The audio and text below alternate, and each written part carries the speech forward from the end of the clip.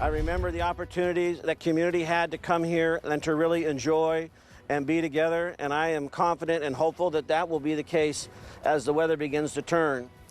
Now on K2 News at 5, hope for the historic Elliott neighborhood. For years, Dawson Park has held the front row seat to all sorts of crime, from theft to drug use to deadly shootings. Now police say they've made an arrest they believe could make a big difference. Good evening. Thank you for joining us. I'm Steve Dunn. And I'm Deborah Knapp. Today, Portland police have announced the arrest of the owner of a stop-and-go mini-mart located right across the street from the park. K2's Christina Giardinelli is outside that mini-mart in North Portland.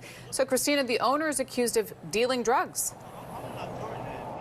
Yeah, that's right. This mini-mart was searched Monday. You can see it's all boarded up right now. Police say they found a large amount of deadly drugs as well as scales and baggies. They say they also located firearms and over $6,000 in cash. Now, police say they hope that the arrest of the owner of that mini-mart will help make this Dawson's Park here across the street a safer place to gather.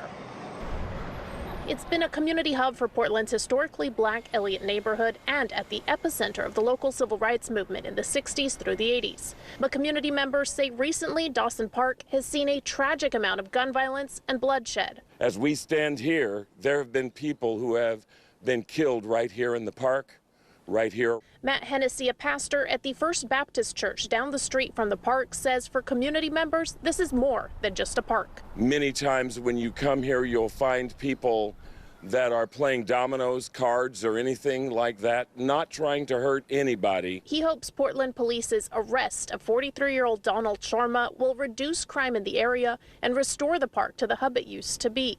PPB spokesperson Mike Benner says the arrest comes after a year-long investigation. Detectives seized a significant amount of cocaine, fentanyl, heroin, numerous firearms, one that was stolen, and $6,600 in cash. Police believe Sharma had been dealing out of the mini-mart he owns across the street from the park. They say the investigation started after community members reported suspicions. Detectives believe that the trafficking of drugs in and out of the store has been a contributing factor to the open-air drug market here at the park, as well as some of the gun violence in this area.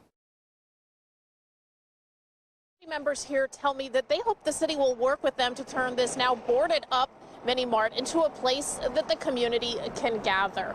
Live in North Portland, Christina Giardinelli, K2 News. Christina, thank you. Now, K2 has reported extensively on problems in the Elliott neighborhood, particularly around Dawson Park. Back in December, in fact, the Portland City Council unanimously approved a resolution to continue taking action there and improve livability.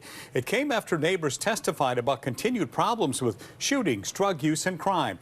At that point, the city had already taken some steps to improve the area, including adding extra lighting, cleaning up more often, and installing bollards in the parking lot of the park to reduce traffic. Former Mayor Ted Wheeler said he hoped Portland's new and expanded form of government would be more effective. We took a look at monthly neighborhood crime data published by Portland Police.